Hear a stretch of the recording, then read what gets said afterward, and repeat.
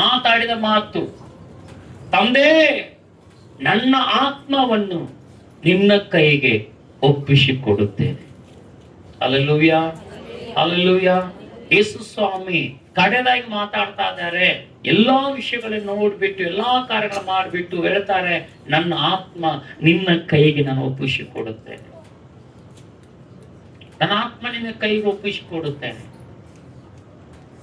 ಖಂಡಿತವಾಗಿಯೂ ದೇವರ ಆತ್ಮನು ಹೇಳಿದ ಪ್ರಕಾರವಾಗಿ, ದೇವರ ಸಾಮುಖದಲ್ಲಿ ಕೊಡುವಂತ ಮಾತಿನ ಪ್ರಕಾರವಾಗಿ ನಾವು ನೀವು ದೇವರ ಸಾಣಿದಂತಿರುವಂತ ಮಾತು. ಹಾಗಾದ್ರೆ ದೇವರ ವಾಕ್ಯದಲ್ಲಿ ನಾವು ಹೀಗೆ ನೋಡ್ತಾ ಇದ್ದೇವೆ. ಸತ್ಯವಿದ ವಾಕ್ಯವನ್ನ ನಾವು ಗಮನಿಸೋಣ.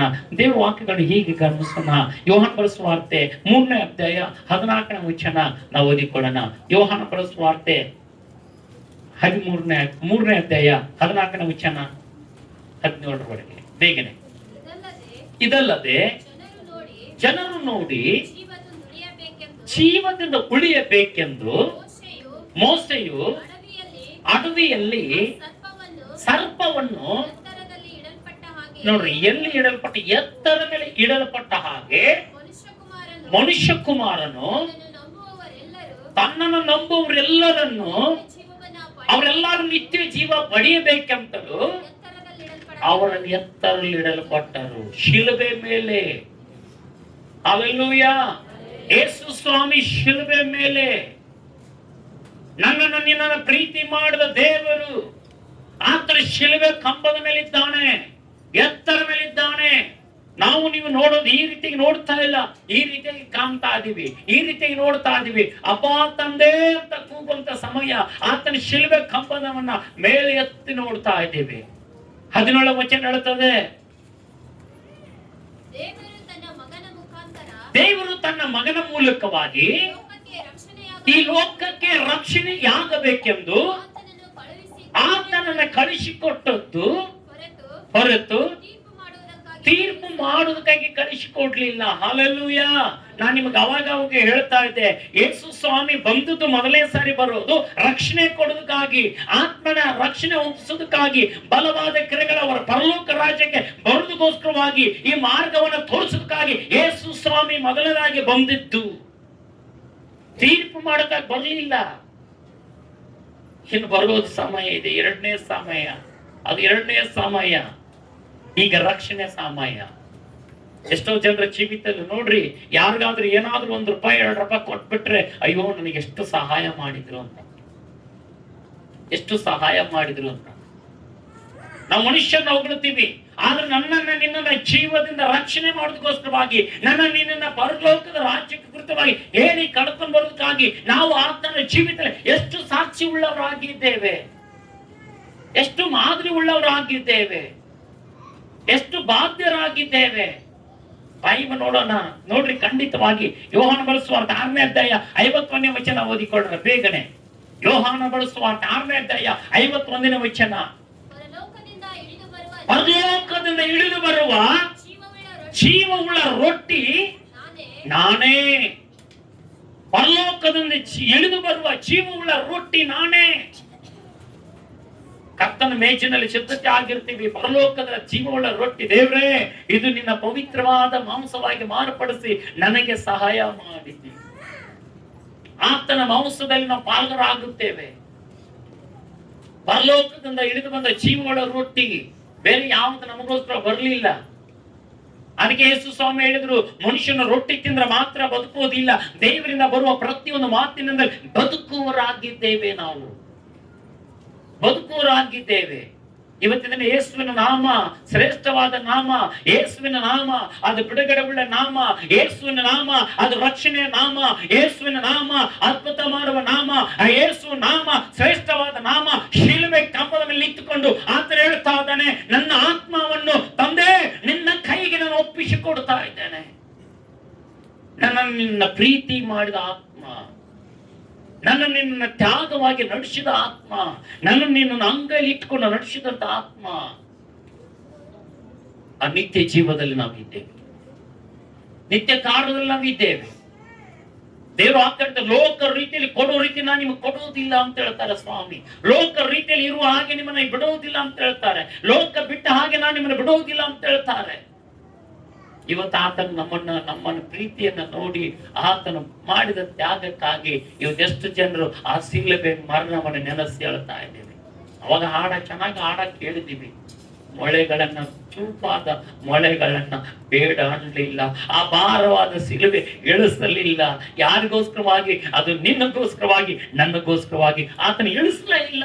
ಇಷ್ಟು ಚೂಪಾದ ನೋಡ್ರಿ, ಯಾರಾದ್ರೂ ಹುಷಾರಿಲ್ಲ, ಜ್ವರ ಬಂದಿದೆ, ಅಯ್ಯೋ ನನಗೆ ಥಂಡಿ ಜ್ವರ ಬಂದಿದೆ, ಅಯ್ಯೋ ನನಗೆ ಏನೋ ಕೆಮ್ಮು ಕಫ ಆಗಿದೆ, ಈ ರೀತಿ ಆಗಿದೆ ಅಂತ ಕೇಳಿದಾಗ ಹಾಸ್ಪಿಟ್ಲ್ ಹೋದ ತಕ್ಷಣ ಅವನ ಹಾಸ್ಪಿಟಲ್ ಡಾಕ್ಟ್ರು ಈ ರೀತಿಯಾಗಿ ಹೋಗಿ, ಸರ್ ಏನ್ ಮಾಡ್ತಿದ್ರಿ? ಇಂಜೆಕ್ಷನ್ ಬ್ಯಾಡ್ರಿ ಸರ್, ಇಂಜೆಕ್ಷನ್ ಹೊಟ್ಟೆ ಬ್ಯಾಡ್ರಿ, ಒಂದೆರಡು ಮಾತ್ರೆ ಕೊಡ್ರಿ. ಅಮ್ಮ ನೋಡಪ್ಪ, ಇಂಜೆಕ್ಷನ್ ಮಾಡದಿದ್ರೆ ನಿನ್ಗೆ ಕಡಿಮೆ ಆಗೋದಿಲ್ಲ, ಅದನ್ನ ಇಂಜೆಕ್ಷನ್ ಕೊಡ್ಲೇಬೇಕು ಅಂದಾಗ ಇಂಜೆಕ್ಷನ್ ಸ್ಲೋ ಮಾಡ್ರಿ. ನೋಡ್ರಿ ಎಷ್ಟು ಇನ್ನೂ ಅವನ್ ಚೂಜಿ ಹಿಡಿದಷ್ಟು ಕಣ್ಣಿಲ್ಲ ಮುಚ್ಚ, ಎಲ್ಲಿ ಕಣ್ಣು ಚೂಜಿ ಎಲ್ಲಿತ್ತು, ಅದಕ್ಕೆ ನೀವೆಲ್ಲಿದ್ದೀರೋ ಅದಕ್ಕಿಂತ ಮುಂಚಿತವಾಗಿನೇ ಅವಾಗ ನೀವು ಹಿಂಗೆ ಇಟ್ಕೊಂಡು ಹೇಳಿದಾಗ ಅವಾಗ ಸರ ಅಮ್ಮ ಅಪ್ಪ ಗಪ್ಪಪ್ಪ, ಕಾಲು ಅಡಿಗೆಡಿಸ್ಬೇಡ, ಕೈ ಅಡಿಗೆಡಿಸ, ಸುಮ್ಮನೆ ಚೂಜಿ ಮರಿತಿತ್ತು ನೋಡು. ಅವಾಗ ಅವಾಗ ಯೇಸು ಸ್ವಾಮಿ ಏನಾದ್ರು ಚೀರಿದನ? ಯೇಸು ಸ್ವಾಮಿ ಶಿಲುಬೆ ಕಂಬದ ಮೇಲೆ ಚೀರಿದನ? ಯೇಸು ಸ್ವಾಮಿ ಶಿಲುಬೆ ಕಂಬದ ಮೇಲೆ ಚೀರಿದನ? ಕೂಗಿದನ? ಅಪ್ಪ ಏನಪ್ಪ ನನ್ನ ಭೂಮಿ ಕಳಿಸಿಬಿಟ್ಟೆ, ಇಷ್ಟೆಲ್ಲಾ ಹಿಂಸೆ ಅನುಭವಿಸ್ಬೇಕಾಗಿಲ್ಲಪ್ಪ ಅಂತ ಏಸಪ್ಪ ಏನಾದ್ರೂ ಕೂಗಿದನ? ಮೊಳೆ, ಚೂಪಾದ ಮೊಳೆ ಕೈಯಲ್ಲಿ ಹೊಡೆಯುವಾಗ, ಚೂಪಾದ ಮೊಳೆ ಈ ಕೈಯಲ್ಲಿ ಹೊಡುವಾಗ, ಚೂಪಾದ ಮೊಳೆ ಈ ಕಾಲಲ್ಲಿ ಹೊಡೆಯುವಾಗ, ಚೂಪಾದ ಮುಳ್ಳಿನ ಕೀಟ ತಲೆ ಮೇಲೆ ಇಡುವಾಗ, ಆ ಚೂಪಾದ ಈಟಿ ಎದೆಗೆ ಚುಚ್ಚುವಾಗ, ಅದು ನನಗೆ ನಿನಗೋಸ್ಕರವಾಗಿ ಆ ಚೂಪಾದ ಕಾರ್ಯಗಳು ಒಂದು ಬೇಡ ಅನ್ಲಿಲ್ಲ.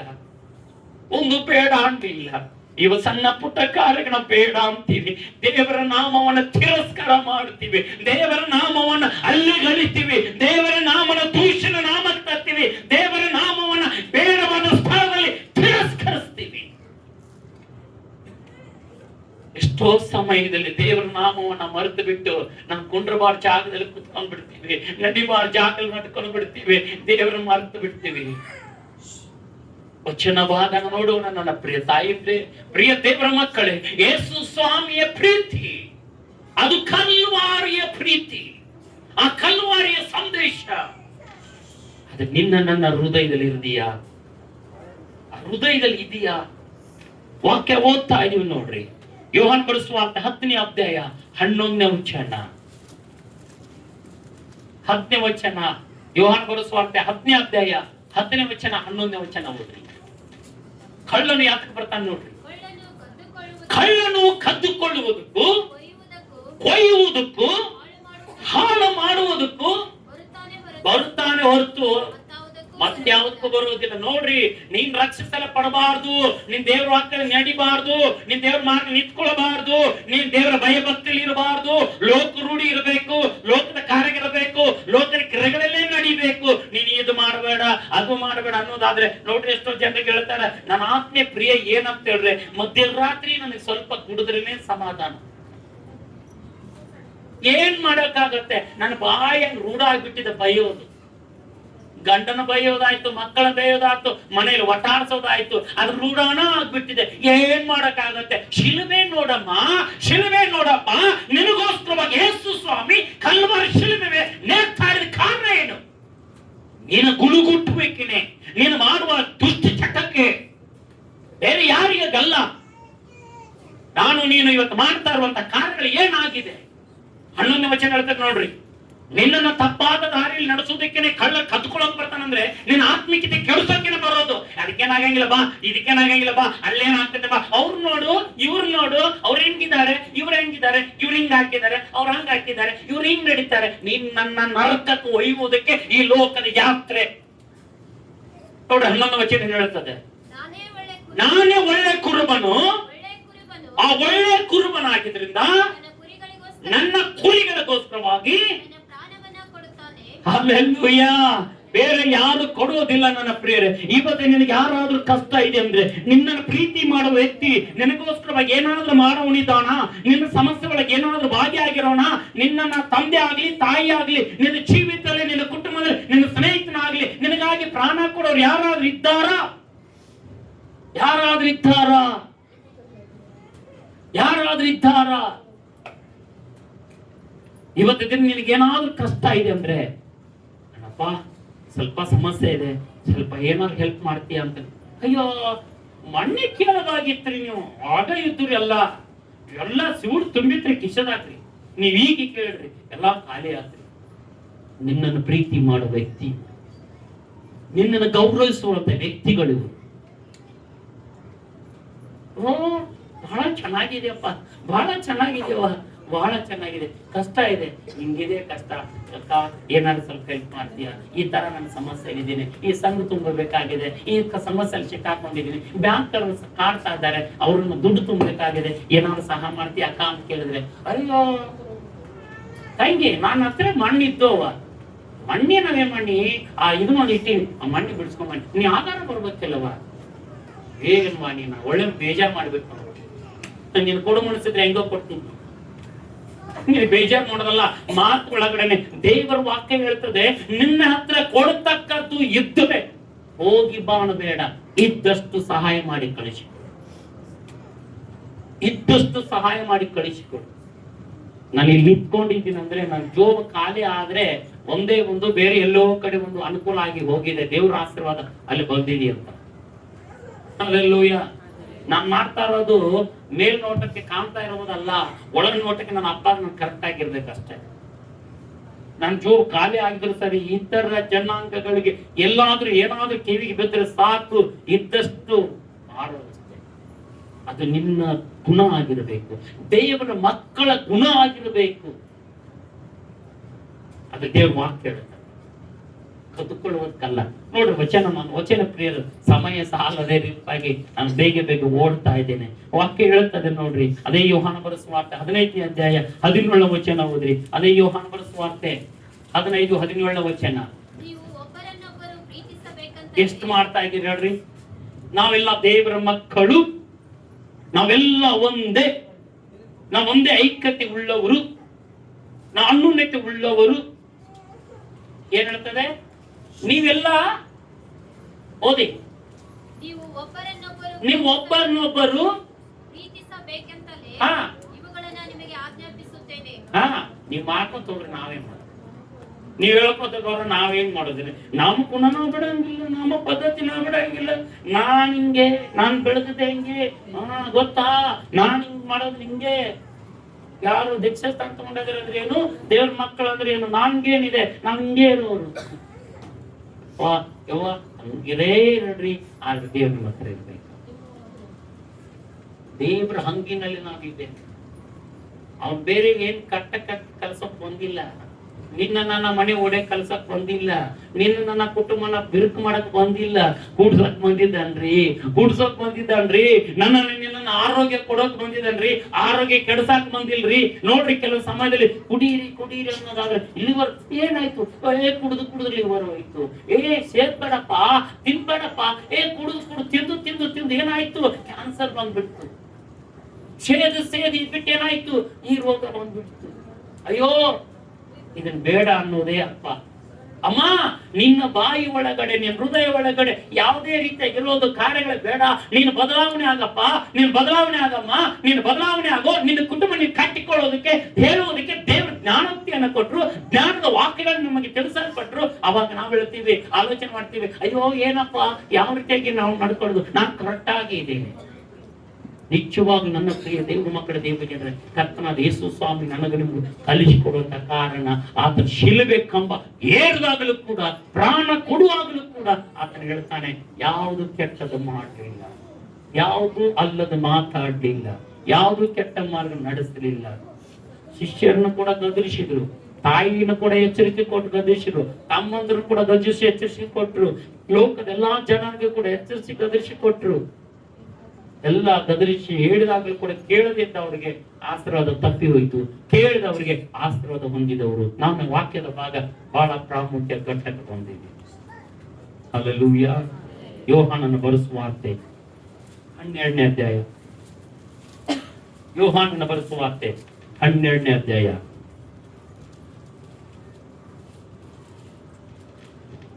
ಹಲ್ಲೆಲೂಯ. ಓದಿ. ಯೋಹಾನ ಬರೆಸುವಾರ್ತೆ 12ನೇ ಅಧ್ಯಾಯ 23ರ ವಚನ.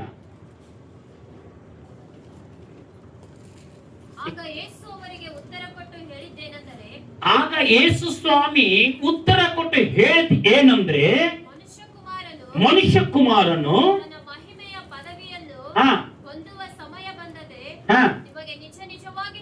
ನಿಮಗೆ ನಿಜ ನಿಜವಾಗ್ಲೂ ಹೇಳುತ್ತೇನೆ, ಇಲ್ಲಿ ನನ್ನ ಹತ್ರ ಗೋಧಿ ಕಾಳ ಇಲ್ಲ ರೀ, ಗೊಂಜಾಳ ಕಾಳ ಇದೆ.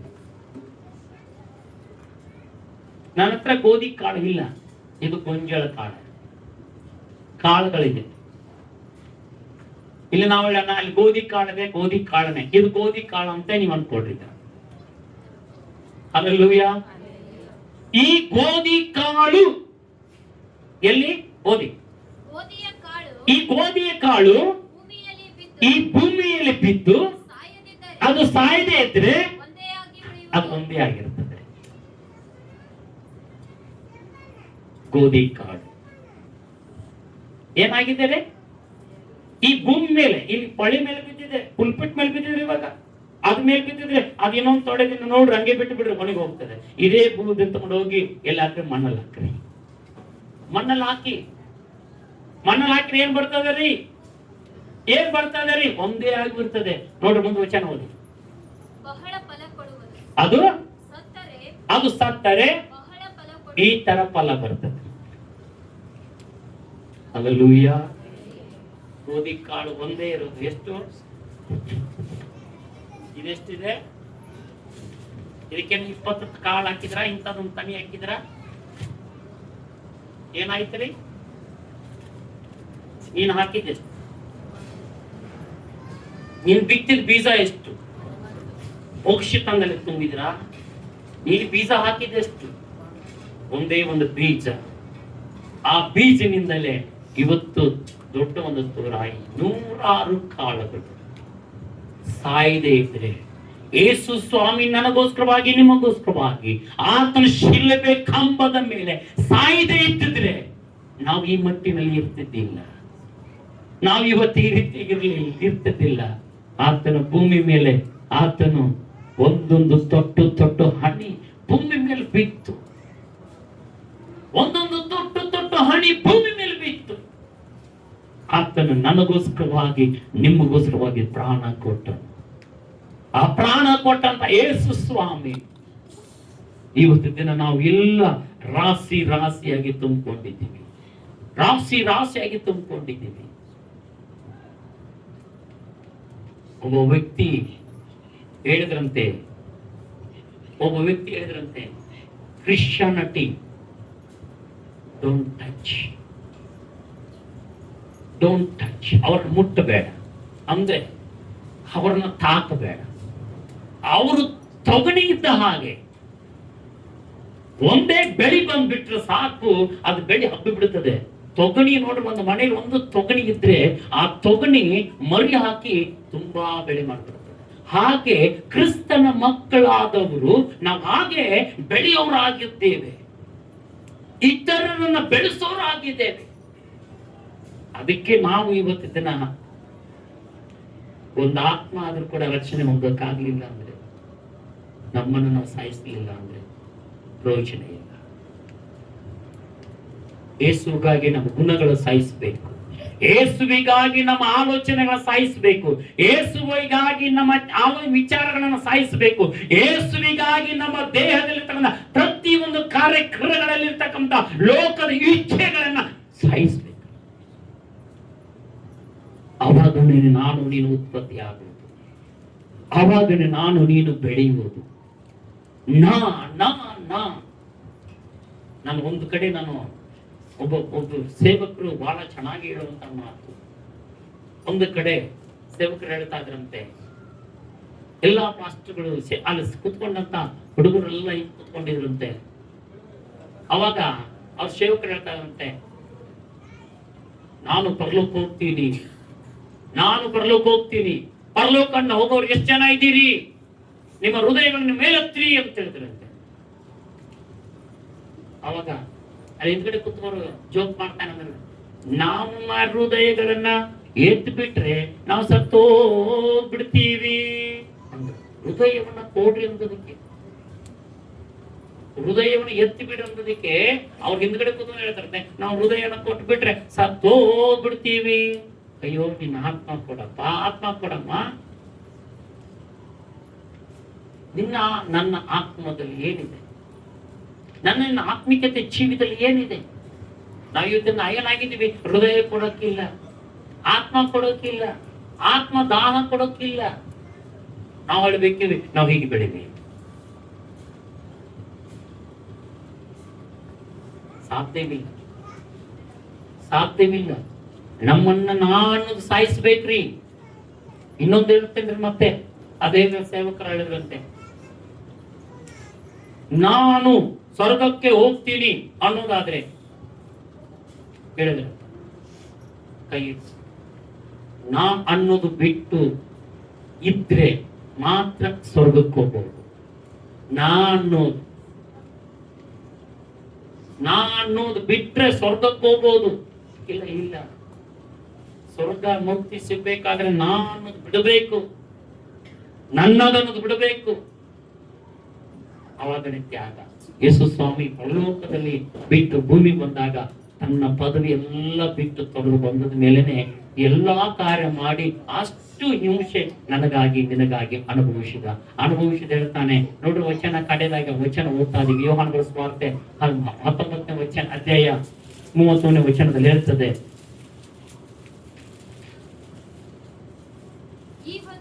ಈ ಹೊತ್ತು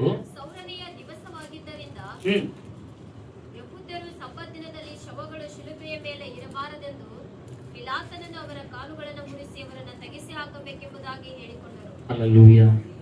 ನನ್ನ ನಿನ್ನ ಜೀವನಕ್ಕಾಗಿ ಯೇಸು ಸ್ವಾಮಿಯನ್ನು ಶಿಲುಬೆ ಕಂಬದ ಮೇಲಿದ್ದ ಆತನನ್ನ ಕೆಳಗಿಳಿಸುವಂತ ಸಮಯ. ಆದರೆ ದೇವ್ರ ಮಕ್ಕಳ ದೇವ್ರ ಜನರೇ, ಇವತ್ತಿನ ನಾನು ನೀನು ನನ್ನ ನಿನ್ನ ಜೀವಿತದಲ್ಲಿ ಬದಲಾವಣೆ ಆಗ್ಬೇಕ್ರಿ. 7 ಮಾತುಗಳೆಲ್ಲ ಕೇಳಿದಿವಿ, ಅದು ಕಿವಿಯ ಒಳಗಡೆ ಹೋಗ್ಬೇಕ್ರಿ, ಅದು ಹೃದಯ ಒಳಗೆ ಕಾರ್ಯ ಮಾಡ್ಬೇಕ್ರಿ, ಅದು ಮೆದುಳೊಳಗೆ ಒಂದೊಂದು ಆಲೋಚನೆ ತೆಗೆದುಕೊಂಡು ಬರ್ಬೇಕ್ರಿ. ಅವಾಗ ನನಗೆ ನಿನಗೆ ಆಶೀರ್ವಾದ.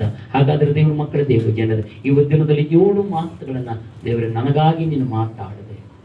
ನನ್ನ ಜೀವನಕ್ಕಾಗಿ ಬಾಗಿಲುಗಳ ತೆರೆದೆ, ನನ್ನ ಜೀವನದಲ್ಲಿ ಸಹಾಯ ಮಾಡಿದೆ. ನಾನು ಇತರ ನಾನು ಕ್ಷಮಿಸದೆ ಹೋದ್ರೆ, ನನ್ನ ಕ್ಷಮಾಪಣೆ ನನ್ನ ಒಳಗಡೆ ಇಲ್ಲ ಅಂದ್ರೆ, ನನ್ನ ಜೀವಿತ ಒಳಗೆ ಪರಲೋಕ ದೇವ್ರೆ ನಾನು ನಿನ್ನ ಹತ್ರ ತಗ್ಗಿಸ್ಕೊಳ್ದಿದ್ರೆ ಪರಲೋಕ ಸಿಗೋದಿಲ್ಲ. ದೇವರ ಆತ್ಮನೆ ಅಲ್ಲಿರ್ತಕ್ಕಂಥ ಪ್ರೀತಿಯನ್ನ ಮೂರನೇದಾಗಿ ತೋರಿಸದೇ ಇದ್ರೆ ಆ ಪ್ರೀತಿಯಲ್ಲಿ ನಮ್ಗೆ ಭಾಗ ಇಲ್ಲ. ನನ್ನ ದೇವರೇ ಯಾಕೆ ನನ್ನ ಕೈ ಬಿಟ್ಟಿ ಅನ್ನುವಂಥ ಸಮಯದಲ್ಲಿ ನಾನು ನೀನು ಕರೆಕ್ಟಾಗಿ ನಡೆದೇ ಇದ್ದಾಗ ಕೈ ಬಿಡಲ್ಪಡುವಂಥ ಸಮಯ ಕೂಡ ಇರ್ತದೆ. ಹಾಗಾದ್ರೆ ದೇವ್ರ ಮಕ್ಕಳ ದೇವ್ರ ಜನರೇ, ಈ ದಿನದಲ್ಲಿ ನಮಗೂ ನಿಮ್ಗೆ ನೀರಳಿಕೆ ಆದಾಗ ನೀರು ಕುಡಿತೀವಿ. ಪರಲೋಕದಲ್ಲಿ ದೇವರು ನೀರು ಕುಡಿಯೋಕ್ಕಾಗಲಿಲ್ಲ. ನಮ್ಮ ಕಾರ್ಯಗಳು ತೀರಿತ್ತು, ಕೆಲಸ ಮುಗಿಯಿತು ಅಂದಾಗ ಎಲ್ಲ ಕೆಲಸ ಮುಗೀತು. ಆದರೆ ದೇವ್ರ ಮಕ್ಕಳ ದೇವ್ರ ಜನರೇ, ಇವತ್ತಿನ ಪರಲೋಕದಲ್ಲಿರೋ ದೇವರು ನೆನಪು ಮಾಡಿಕೊಳ್ತಾರೆ. ಕಣ್ಣುಗಳ ಮುಚ್ಚಿ ಪ್ರಾರ್ಥನೆ ಮಾಡೋಣ. ಪರಲೋಕದಲ್ಲಿರುವ ದೇವರೇ ನಿಗಿಸ್ತು 7 ಮಾತುಗಳನ್ನು ಆಡುವಂತ ಈ ಸಮಯ ಎಲ್ಲ ನಿನ್ನ ಅವಕಾಶ ಕೊಟ್ಟದಕ್ಕಾಗಿ ಸ್ತೋತ್ರ. ನಾವು ತಗ್ಗಿಸ್ಬೇಕು, ನೀನು ಹೆಚ್ಚಿಸಲ್ಪಡಬೇಕು. ಲೈವಲ್ಲಿರುವಂಥ ಮಕ್ಕಳು, ಸಭೆ ಸೇರಿ ಬಂದ ಭಕ್ತರು ಪ್ರತಿ ಒಬ್ಬೊಬ್ಬರನ್ನ ಹೇರಳವಾಗಿ ನೀನು ಆಸ್ತ್ರ ಮಾಡು. ಈ ದಿನ ಈ ಸಮಯ ನಿನ್ನ ವಾಕ್ಯದ ಪ್ರಕಾರ ಒಟ್ಟಿಗೆ ನಡೆಸಿದಕ್ಕಾಗಿ ಸ್ತೋತ್ರ. ನಿನ್ನ ಕೃಪಾ ನಿನ್ನ ದಯೆಯಲ್ಲಿ ಸಹಾಯ ಮಾಡು. ಸಮಾಧಾನ, ಶಾಂತಿ, ಸಂತೋಷ, ಸಮೃದ್ಧಿ, ಆರೋಗ್ಯ, ಭಾಗ್ಯ, ನಿತ್ಯ ನಿರಂತರ ನೀನು ಪ್ರತಿಯೊಬ್ಬರ ಜೀವಿತದಲ್ಲಿ ಯೇಸು ಸ್ವಾಮಿ ಶಿಲುಬೆ ಕಂಬದ ಮೇಲೆ ಇರುವಾಗಲೂ ಎಲ್ಲರ ಇಲ್ಲ ಹೃದಯಗಳನ್ನ ಬದಲಾಯಿಸು, ಮಾರ್ಪಡಿಸು. ಆಲೋಚನೆ, ವಿಚಾರ, ಆಚಾರ ಎಲ್ಲವನ್ನ ಬದಲಾಯಿಸಿ ಶುದ್ಧೀಕರಣ ಮಾಡು, ನಡೆಸು. ಯೇಸು ನಾಮದ ಬೇಡಿದಂತದ್ದು ಆಮೆನ್. Hallelujah, hallelujah. ನಾವೆಲ್ಲ ಎದ್ದು ನಿಂತ್ಕೊಳ್ಳೋಣ. ಕರ್ತನ